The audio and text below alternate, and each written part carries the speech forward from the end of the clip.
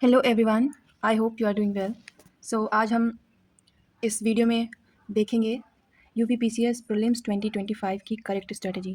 Prelims कैसे qualify करना है, जबकि अब हमारे पास दिन बचे हैं 50 अगर देखें तो। और पीसीएस प्रीलिम्स क्वालिफाई करने के लिए हमें 100+ करेक्ट क्वेश्चन का टारगेट लेके चलना ही चाहिए।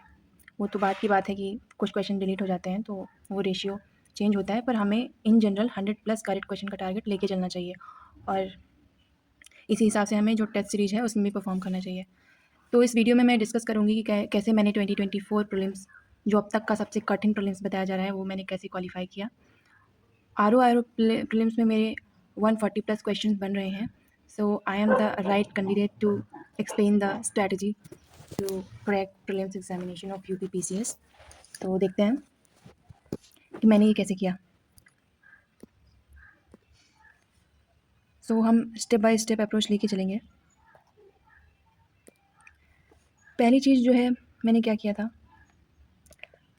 बेसिक बुक्स पढ़ी थी। आई होप आपने कहीं से भी बेसिक्स अपने क्लियर कर ही लिए होंगे, या फिर किसी कोचिंग से, और या फिर जो एनसीईआरटीज़ हैं, या जो भी स्टैंडर्ड बुक्स बताई जाती हैं, जैसे हिस्ट्री के लिए स्पेक्ट्रम है, पॉलिटी के लिए लक्ष्मीकांत है।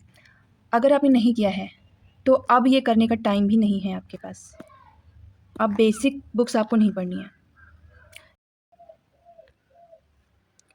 सेकेंड सोर्स है घटना चक्र। घटना चक्र यूपीपीसीएस के लिए बहुत इंपॉर्टेंट है। दूसरा क्वेश्चन ये बनता है कि सारी घटना चक्र पढ़नी है, तो नहीं। जो घटना चक्र मोस्ट इंपॉर्टेंट है वो है history, geography, polity, environment and science. Science में भी स्पेसिफिकली बायोलॉजी। ये जो 5 घटना चक्र हैं, ये आप अच्छे से कर लीजिए। पेजेस को गिन लीजिए।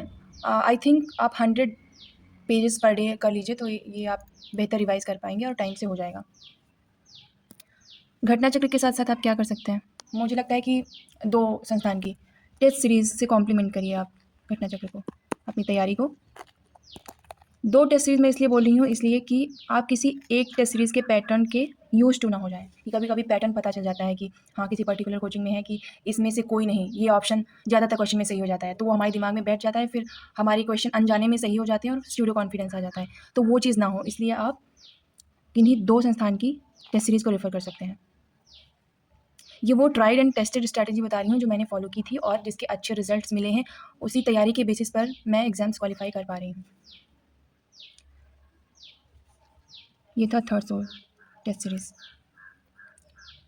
और टेस्ट सीरीज़ कैसे करना है, ये भी इंपॉर्टेंट क्वेश्चन बनता है कि कैसे करना है। सिर्फ ऐसा नहीं करना है कि क्वेश्चन सॉल्व किए, देखा कितने सही हो रहे हैं, गलत हो रहे हैं, नंबर ज़्यादा आ रहे हैं तो खुश हो गए, कम आ रहे हैं तो बस स्ट्रेस ले लिया। ये नहीं करना है, उसको एनालाइज करना है। क्वेश्चन अगर गलत हो रहे हैं तो क्यों गलत हो रहे हैं,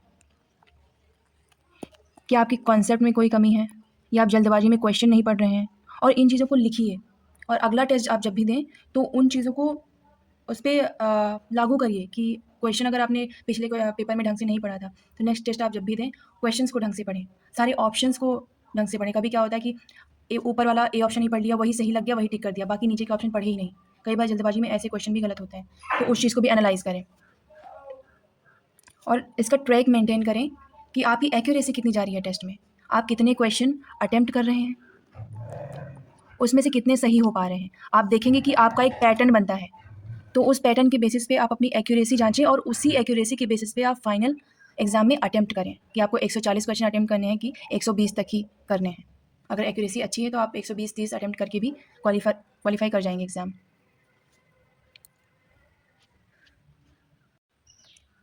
नेक्स्ट चीज़ आप क्या कर सकते हैं, यूथ कंपटीशन की जो आती है बुक ईयर वाइज, जिसमें यूपी पीसीएस के पेपर्स रहते हैं, ईयर वाइज आप सॉल्व करें। इसको एनालाइज करने का रिकमेंडेशन मैं इसलिए दे रही हूँ क्योंकि इससे ये पता चलता है ना कि कौन आप करंट अफेयर्स का डोमेन क्या है यूपीपीसीएस का, वो आइडेंटिफाई कर पाएंगे कि 2024 में कौन कौन सी न्यूज़ इंपॉर्टेंट रही थी और कहाँ से किस तरह का करंट अफेयर्स पूछा गया था, और किस तरह के जो भी क्वेश्चन है वो किस थीम से उठा रहा है यूपीपीसीएस।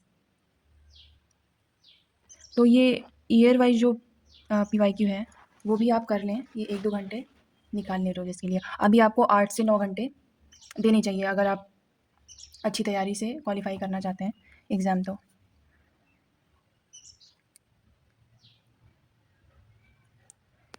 नेक्स्ट बात आती है कि इतना सब पढ़ के रिटेन कैसे करें। आप एक कंसिस्टेंट पैटर्न बनाएं रिवीजन का, कि हफ्ते में 2 या 3 बार रिवीजन करना है। रिवीजन कंसिस्टेंसी ज़रूरी है इसमें। ऐसा ना करें कि हाँ एक दिन तो आपने रिवीजन कर लिया एक हफ्ते, उसके बाद फिर नेक्स्ट पढ़ा उसका रिवीजन ही नहीं किया, आगे ही पढ़ते गए। तो रिवीजन करने में आपको ज़्यादा टाइम नहीं लेना है। आप घटना चक्र जब भी लगाएं या PYQ जब भी सॉल्व करें तो उन क्वेश्चन को मार्क कर लें जो आपके गलत हो रहे हैं, उन क्वेश्चन को भी मार्क करें जो आपकी गलती से सही हो गए हैं। ये क्वेश्चन तो और भी खतरनाक होते हैं। आपको ये स्यूडो कॉन्फिडेंस आ जाता है कि हाँ मेरा सही जा रहा है, टेस्ट सीरीज में मार्क्स अच्छे आ रहे हैं, और वो तुक्के से सही हो गए हैं। तुक्के से सही वाले जो हैं वो तो आपको ध्यान से ही पढ़ना है, उन्हीं की तरह जो आपको नहीं आते हैं, उन्हीं क्वेश्चन की तरह, क्योंकि वो कभी भी गलत हो सकता है।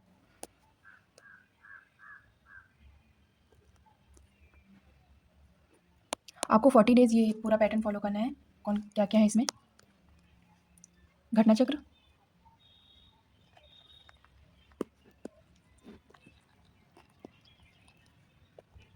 और PYQ ईयर वाइज, और क्या करना है? Test series.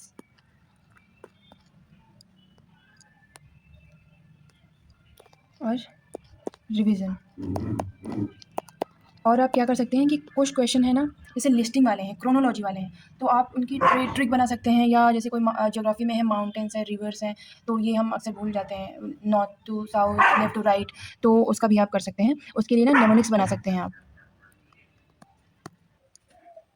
और इतना सब करने के बाद जो सबसे इम्पॉर्टेंट चीज़ है, ये जो भी आपने पढ़ा है उस पर भरोसा रखें।